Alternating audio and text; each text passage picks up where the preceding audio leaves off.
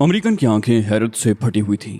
अपने शिकार को बेहोश करने के बाद ग्लोरिया उस अमेरिकन की तरफ बढ़ी और मुझसे बोली, कामरान तुम जरा एक तरफ हट जाओ, मैं इसकी बदमाशी भी निकाल दूं। फिर वो लंबे तड़ंगे अमेरिकन से मुखातिब हुई, हाँ तो तुम मुझे जिंदा पकड़ना चाहते थे, हिम्मत है तो अब भी पकड़ लो, मैं भी खाली हाथ हूं और तुम भी निहत्ते हो। अमेरिकन थूक निकल कर रह गया, बोला कुछ नहीं। ग्लोरिया ने उसका गिरबान पकड़कर घसीटा और उसके मुंह पर इतनी जोर से थप्पड़ मारा कि उसका मुंह फिर गया। फिर तो ग्लोरिया ने उस पर थप्पड़ों की बारिश कर दी। उस पर जैसे जुनून तारी हो गया था। वो लहीम शहीम अमेरिकन ग्लोरिया से यूं मार खा रहा था जैसे प्राइमरी स्कूल का कोई बच्चा अपनी टीचर से पिट रहा हो। ग्लोरिया गुर्रा कर बोली, बताओ तुम्हारे साथ और कितने आदमी हैं? वो खामोशी से ग्लोरिया का मुंह देखता रहा। वो बोली, बता दो वरना थप्पड़ मार कर तुम्हारा चेहरा मस्ख कर दूंगी। वो बमुश्किल तमाम बोला, बस हम 3 ही थे। थप्पड़ों से उसके होंठ फट गए थे और उनसे खून रिस रहा था। ग्लोरिया बोली, बकवास मत करो, तुम तो सिर्फ कह ही रहे थे, मैं वाकई तुम्हें जिंदगी भर के लिए माजूर कर दूंगी। ग्लोरिया के लहजे में ऐसी सफाकी थी कि मैं भी हैरान रह गया। वो बोला, मैं कह तो रहा हूं कि। ग्लोरिया ने झपट कर उसका माउजर उठा लिया और बोली, बताओ नीचे कितने आदमी हैं, वरना गोली मारकर तुम्हारी बैकबोन तोड़ दूंगी। जिंदगी होगी तो बाकी उम्र व्हील चेयर पर गुजार दोगे।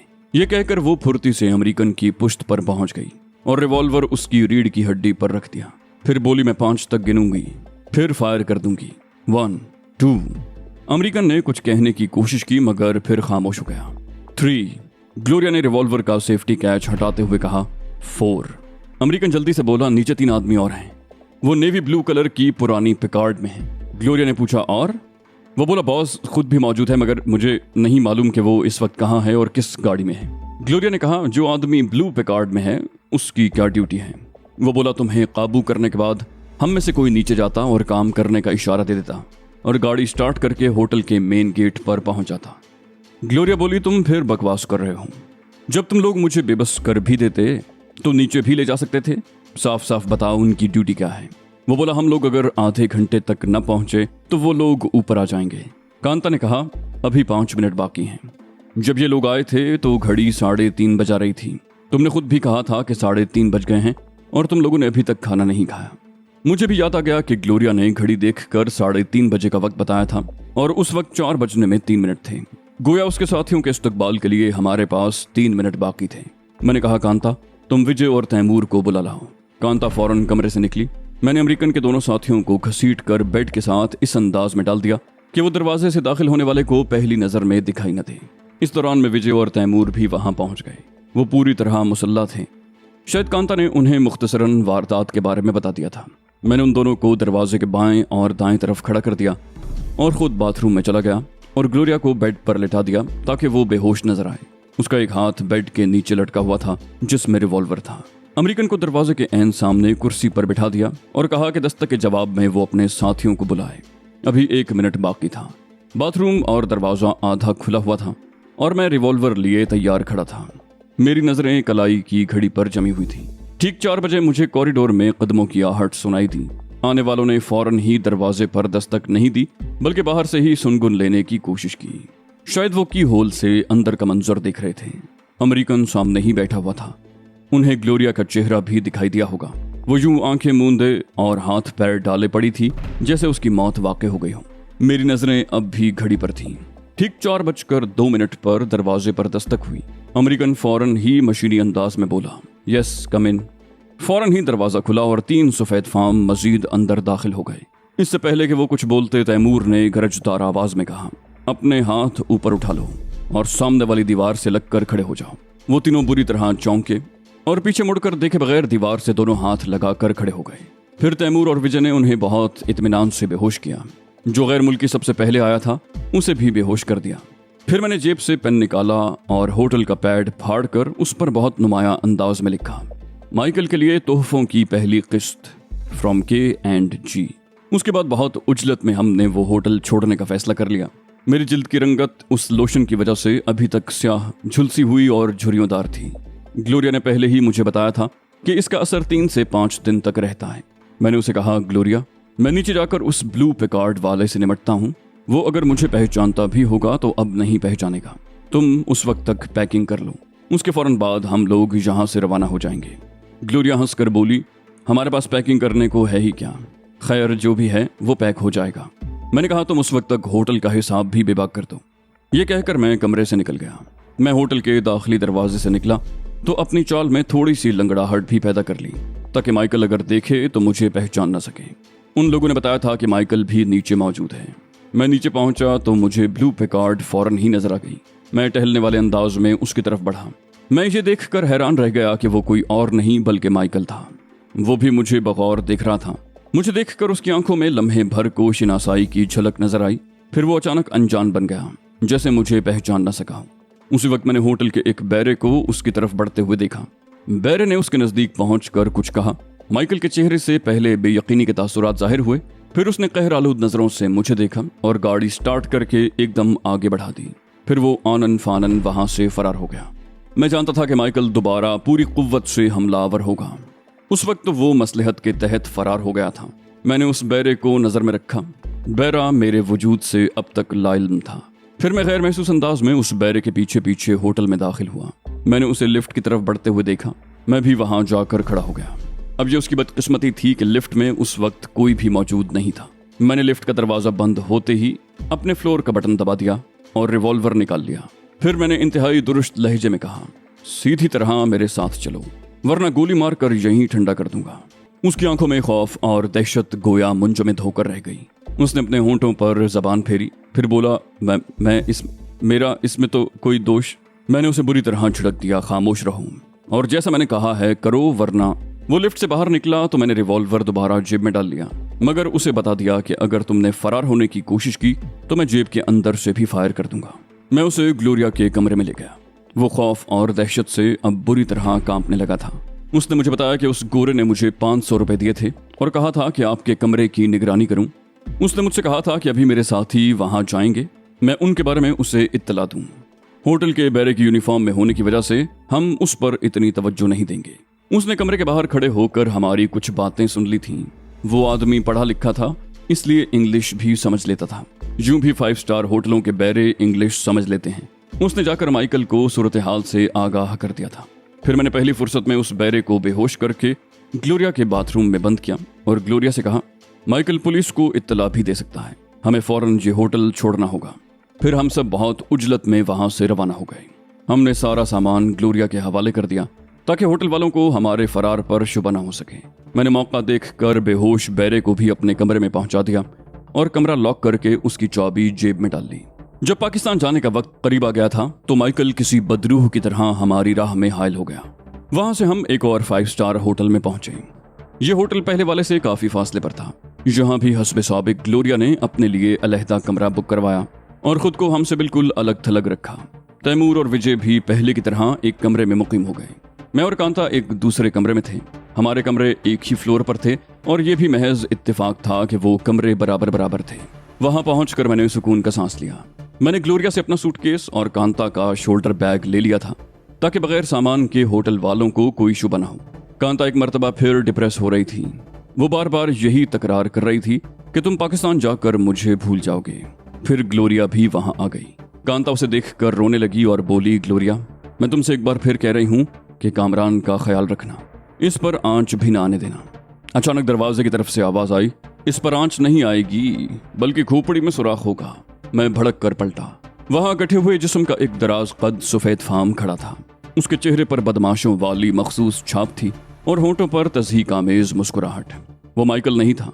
पहली नजर में तो मैं समझा था कि वो माइकल है।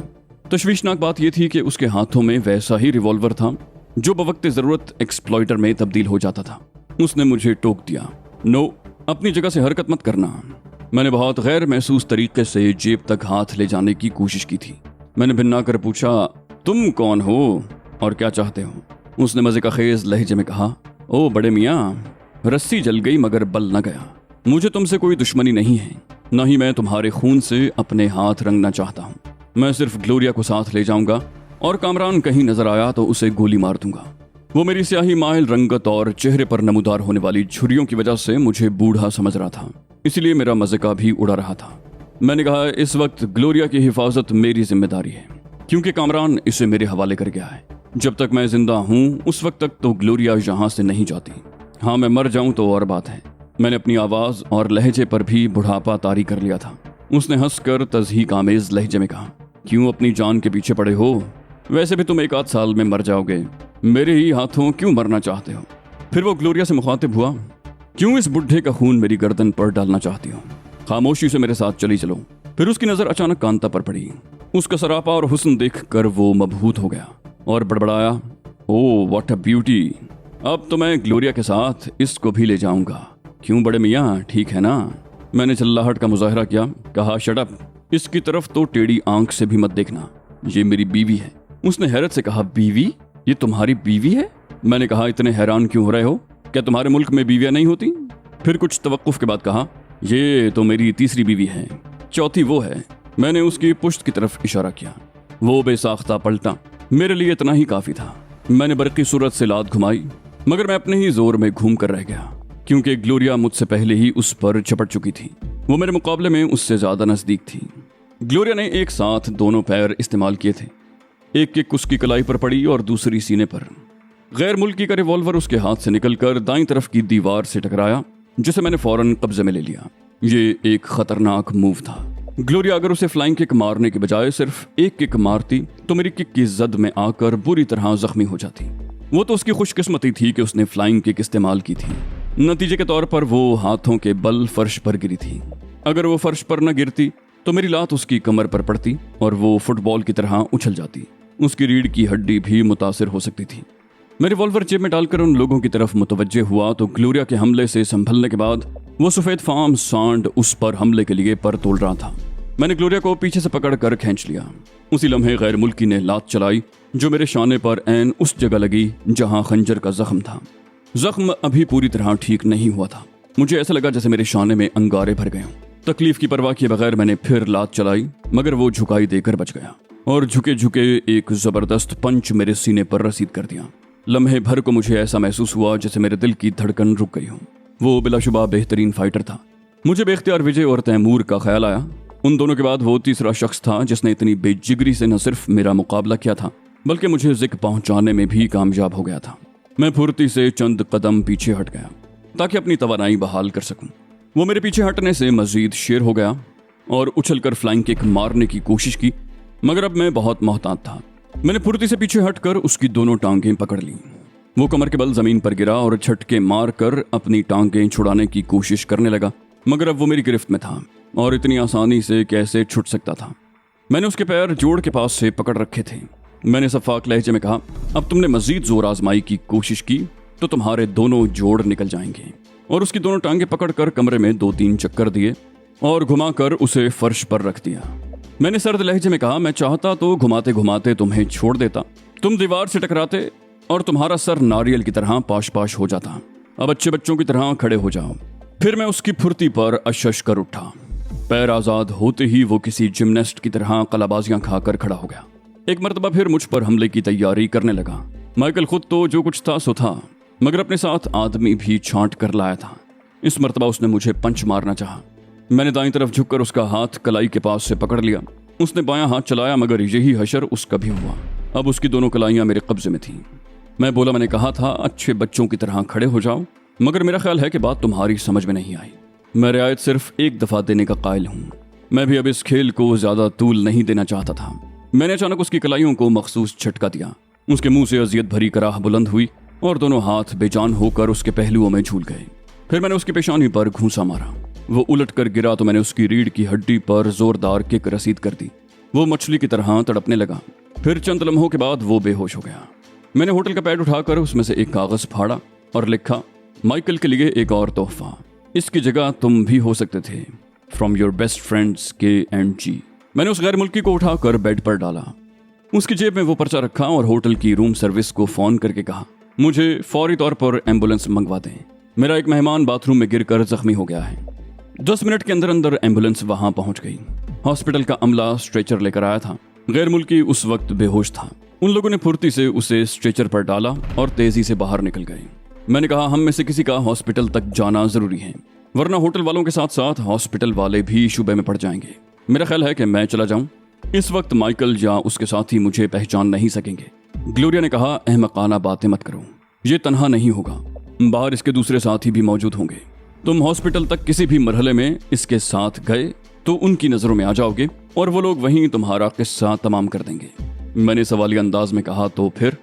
वो बोली, खामोशी से बैठे रहो, अभी होटल का मैनेजर या कोई और जिम्मेदार आदमी तफसील मालूम करने आएगा। जाहिर है इस हुलिये में वो भी तुम्हें नहीं पहचानेगा। मैं कह दूंगी कि तुम मेहमान के साथ हॉस्पिटल गए हो, इस वक्त यहाँ तुम्हारी ज्यादा जरूरत है। माइकल के साथ ही अगर बाहर हुए तो वो खामोश नहीं बैठेंगे। तुम तैमूर और विजय को भी यहीं बुला लो। ग्लोरिया कुछ ज्यादा ही खौफजदा लग रही थी। न जाने वो माइकल से इतनी खौफजदा क्यों थी। मैंने कहा, मेरा ख्याल है कि मैं कांता और विजय को रवाना कर दूं। विजय बता रहा था कि यहाँ उसके कई दोस्त हैं जो उसके लिए वक्त पड़ने पर जान भी दे सकते हैं। कांता जिद्दी बच्चों की तरह बोली, मैं कहीं नहीं जाऊंगी। मैंने कहा, कांता प्लीज, तुम क्या चाहती हो कि हम माइकल के हाथों मारे जाएं?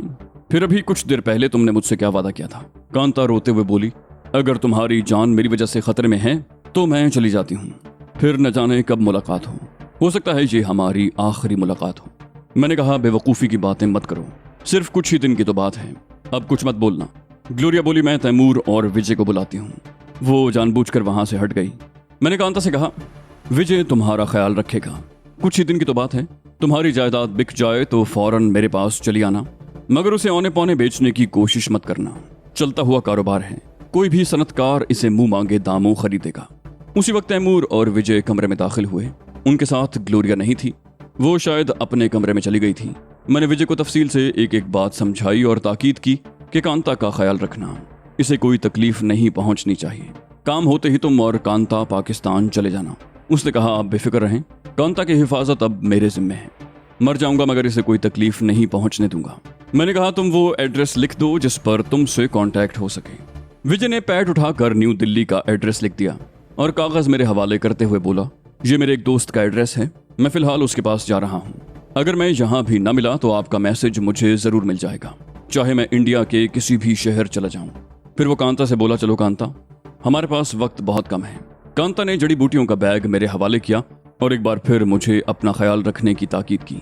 उसी वक्त ग्लोरिया भी आ गई। वो ग्लोरिया से गले मिलकर बिलक बिलक कर रोने लगी। फिर बमुश्किल तमाम ग्लोरिया ने उसे खामोश करवाया। उसका सूटकेस पहले ही विजय ने उठा लिया था। वो रोती हुई उसके साथ रवाना हो गई। मैंने तैमूर से कहा कि तुम इनसे कुछ फासले पर रहकर इनकी निगरानी करो और ये लोग जब तक रवाना न हो जाएं वहीं खड़े रहना। माइकल के आदमी इन्हें भी नुकसान पहुंचा सकते हैं। मेरी बात तैमूर की समझ में आ गई और वो फुर्ती से उनके पीछे रवाना हो गया। ग्लोरिया बोली, अब तुम भी पैकिंग कर लो, हम अभी और इसी वक्त यहाँ से निकलेंगे। मैंने कहा, मगर मेरी फ्लाइट तो कल है। बोली, कल तक न जाने क्या हो जाए, हम ये वक्त कहीं और भी गुजार सकते हैं। मैंने कहा, फिर विजय का दोस्त भी क्या बुरा है, हम ये वक्त उसके साथ भी गुजार सकते हैं। ग्लोरिया उछल कर खड़ी हो गई। बोली, तो फिर विजय को रोको, जल्दी करो। मैंने कहा, इसकी जरूरत नहीं है, मेरे पास उसका एक एड्रेस मौजूद है। ग्लोरिया चिढ़कर बोली, एक तो तुम्हारी इस झुलसी हुई रंगत और झुर्रियों भरे चेहरे को बर्दाश्त करना बहुत मुश्किल है, उस पर तुम्हारी ये मकरू मुस्कुराहट। मैंने हंसते हुए कहा, अब तो जैसा भी है तुम्हें ये सब 2 दिन तो बर्दाश्त करना ही होगा। वो जले कटे लहजे में बोली, अच्छा, दांत मत निकालो, पैकिंग करो और निकलो यहाँ से। मैंने कहा, पैकिंग करने को है ही क्या, वैसे भी होटल वाले मुझे इस हुलिये में नहीं पहचानेंगे, तुम्हें अलबत्ता वो लोग पहचानते हैं। मेरा सूटकेस और बैग भी तुम अपने सामान के साथ ही ले चलो। तुम पोर्टर से सामान उठवाओ, ठीक 2 मिनट के बाद मैं भी वहां पहुंच जाऊंगा। मेरे पास कपड़ों का छोटा सा एक सूटकेस और कांता का शोल्डर बैग था। मैंने तायराना अंदाज में कमरे का जायजा लिया, मगर अब वहां हमारी कोई चीज भी नहीं थी। चलते चलते मैंने होटल के उस पैड के ऊपर वाले 4-5 सफ़े फाड़ लिए। विजय ने अपने दोस्त का एड्रेस बॉल पॉइंट से लिखा था, जो निचले सफ़े पर भी उभर आया था। कोई भी ज़हीन शख्स उभरे हुए हुरूफ पर पेंसिल का शेड करके वो एड्रेस मालूम कर सकता था। मैंने उन कागजों का गोला सा बनाकर जेब में ठूस लिया और आखिरी बार कमरे का जायजा लेकर बाहर निकल गया। कमरे से निकलते वक्त भी मैं बहुत मोहतात था, मगर कॉरिडोर में बिल्कुल सन्नाटा था। मैं चौकन्ने अंदाज में लिफ्ट की तरफ बढ़ा।